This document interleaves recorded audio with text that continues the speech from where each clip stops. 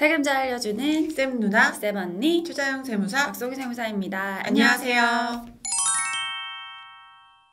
네, 오늘은 저희가 긴급하게 알려드릴 소식이 있어서 이렇게 영상을 준비했습니다. 어떤 주제인가요? 네, 저희가 지난주에 이미 한 차례 영상을 통해서 말씀드린 내용인데요.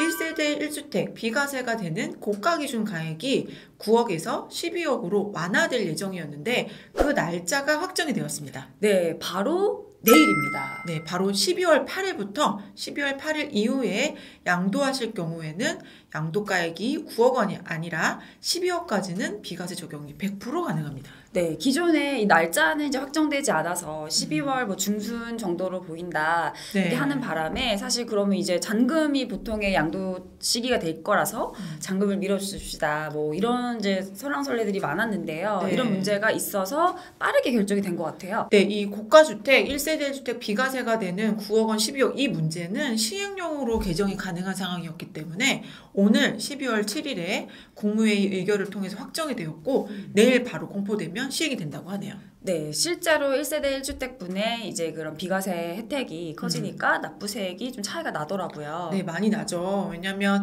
보유기간에 따라서 또 거주기간에 따라서 장기보직별공제 차이도 많이 날 수 있고 그렇기 때문에 1주택자라고 하더라도 이게 3억 차이가 엄청 큰 양도세 차이가 날 수 있어서 뭐 뉴스를 보시면 많은 예시를 보셨겠지만 차이가 있는 것만은 확실합니다.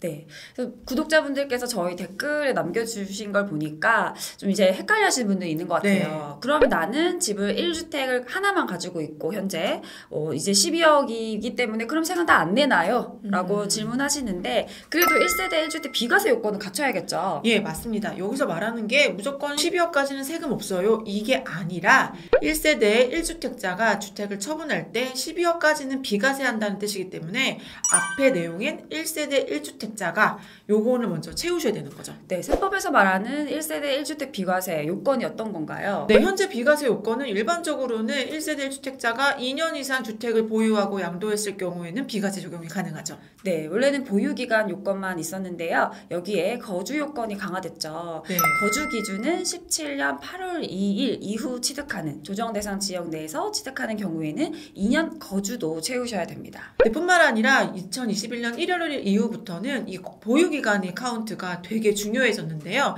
바로 1주택자로서 2년 이상 보유를 따로 해야 되기 때문이에요. 네, 최종 1주택 개념이 21년부터 시행되면서 1주택 상태로 2년을 기다려야 되는 거죠. 네, 맞아요. 근데 그 기준이 21년 1월 1일 날 다주택이었냐, 네. 1주택이었냐에 따라 다른 건데 네. 그렇기 때문에 결국 집이 지금 시점에 한 개 있고 12억 이하다라고 해서 모두 비과세는 아니라는 점 상황마다 본인의 상황을 체크를 하셔야 되고요.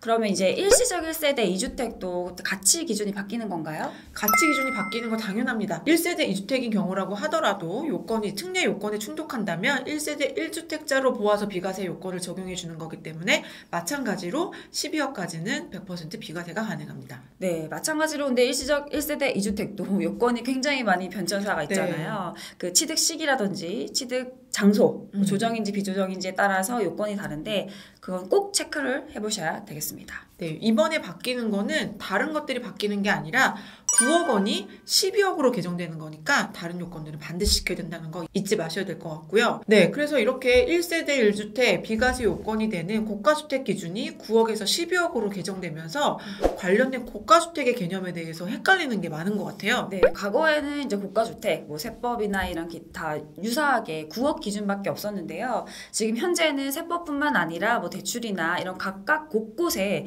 금액 기준들이 많이 있어서 좀 헷갈려 하시는 분들이 많은 것 같아요. 네. 최근 종부세 개정도 그렇고. 맞아요. 그래서 한번 정리를 해보도록 하겠습니다. 기준시가가 오르면서 이 재산세 부담을 완화해 주는데 그 완화하는 기준도 이제 1주택자이면서 어떤 금액 기준, 그 금액이 9억이었어요. 네, 재산세에서 말하는 이제 고가주택은 9억이 기준이고요. 예, 여기서 말하는 이 9억은 그런데 저희가 매매하는 실거래가를 말하는 게 아니라 재산세이기 때문에 공시가액이 9억.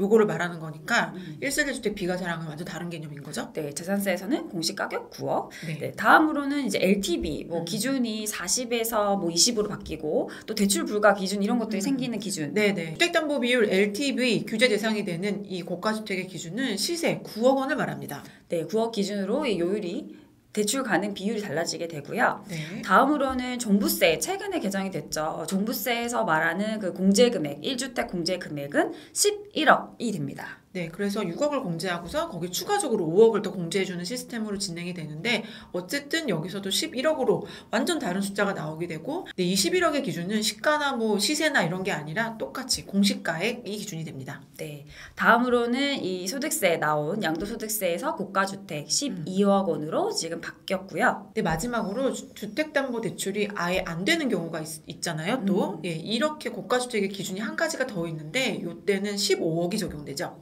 네, 맞습니다. 이거는 시가, 거래가액을 의미하고요. 네.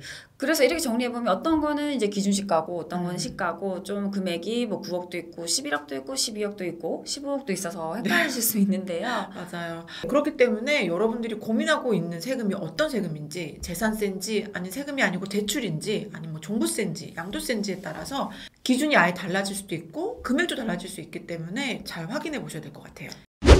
오늘은 저희가 양도소득세 기준이 되는 날짜 내일이라고 같이 말씀을 드리고요. 네, 걱정하지 마시고 내일부터 잔금 받으셔도 되겠네요. 네, 12월 8일로 확정되었으니까 매수자랑 잘 이제 얘기해 보시면 될 것 같네요. 네, 지금까지 세금잘 알려주는 쌤 누나 쌤 언니였습니다. 안녕.